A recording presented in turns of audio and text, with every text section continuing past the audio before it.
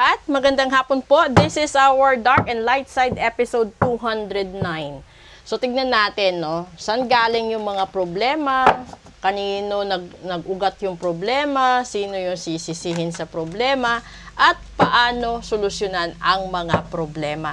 Sa gusto pong magpabook ng full private reading, message lang po kayo. Lalong-lalo na po, paparating yung Valentine's Day. Sa gustong magpa-love reading, no? Message lang po kayo. Para alam nyo kung sino yung makaka-date nyo, sino hihiwalayan, sino babalikan, no? May ganun.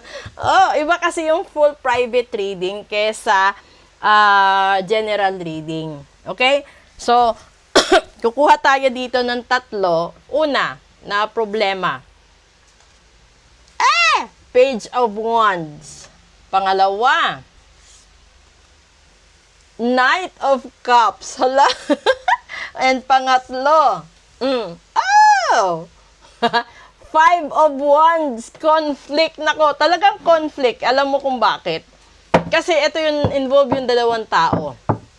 Na isang tao na mahal mo at isang tao na kayang ibigay ang gusto mo sa buhay. 'Di ba? And then ito yung magdudulot ng conflict kasi ito yung mga bagay na nakakasira ng pagsasama at relasyon ngayon.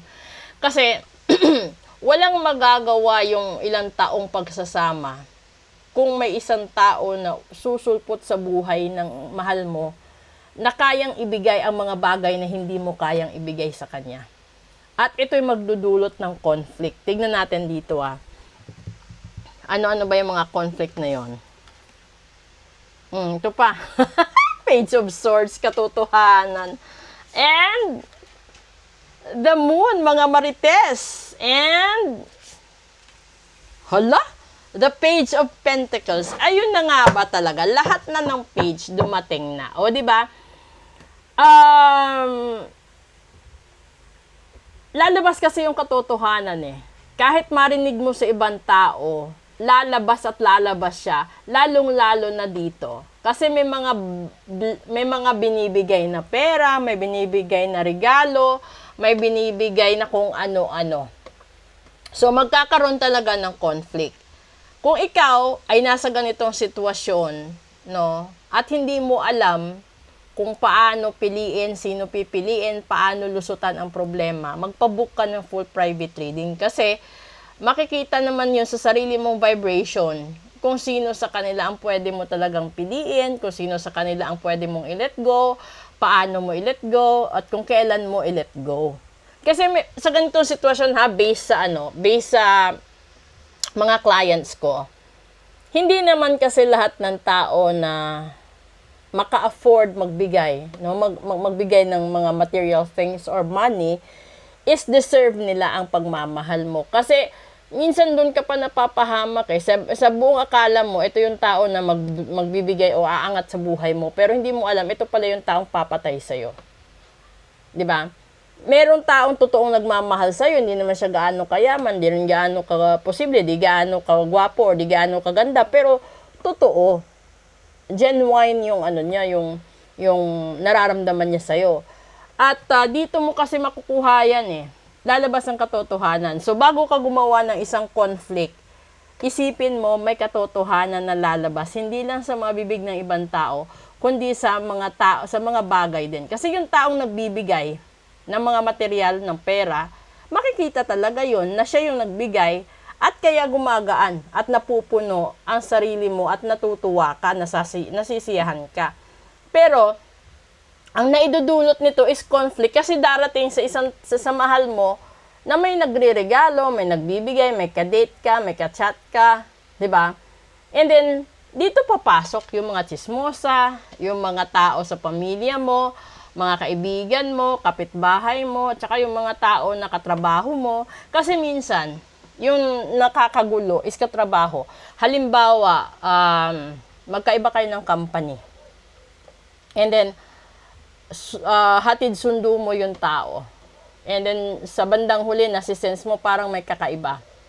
Ganon din yun sa overseas. Ganon din po yun sa mga magkalayo. Yung iba nga, kahit nga magkalapit, di ba, yung trouble nasa kapitbahay lang kasi yung isang tao na involved sa kanya is yung sa kapitbahay. Yung iba naman, within the circle of the family. Kasi, halimbawa, yung nakarelasyon mo is pamangkin. Di ba? And then, nakitira kayo sa tiyohin or tiyahin mo. And then, you come to realize na mas bet mo pala yung tiyohin, kaya pinatulan. Hanggang nagkaroon ng kaguluhan. Meron namang client na nagpapatulong dahil nabuking siya ng asawa niya, iniwan siya.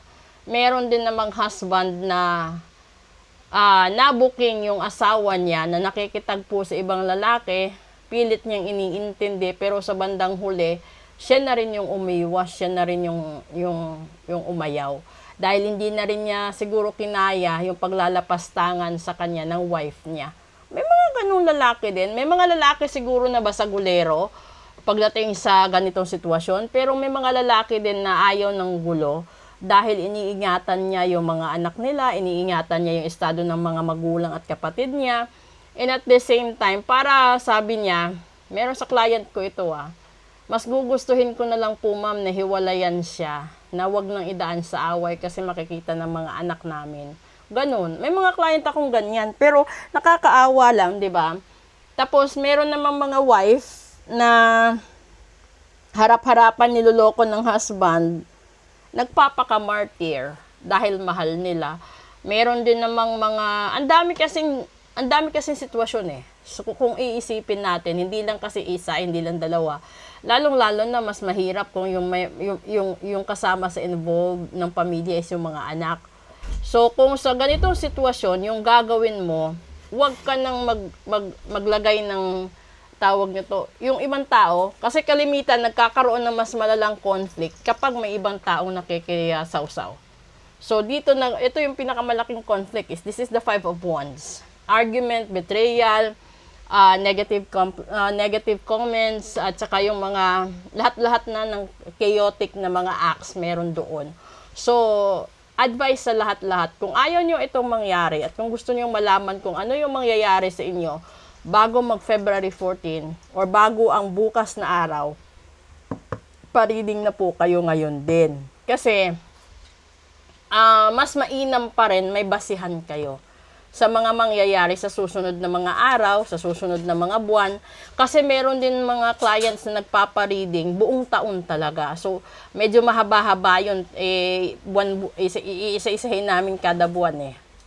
So, pero kung gusto nyo ganun, okay lang din. Comment po kayo at yung ibang links ng social media platforms ko, nasa ibaba po ng profile picture ko. Ando dun po yung copy and paste na lang. Yung iba nasa videos ko, yung QR code, pakiscan na lang po kung gusto nyo din mag-route directly doon. So, may phone icon din po dyan kung gusto nyo mag-leave ng SMS. Okay? So, maraming salamat po sa suporta ninyo. Proceed po tayo sa Real Talk and good afternoon.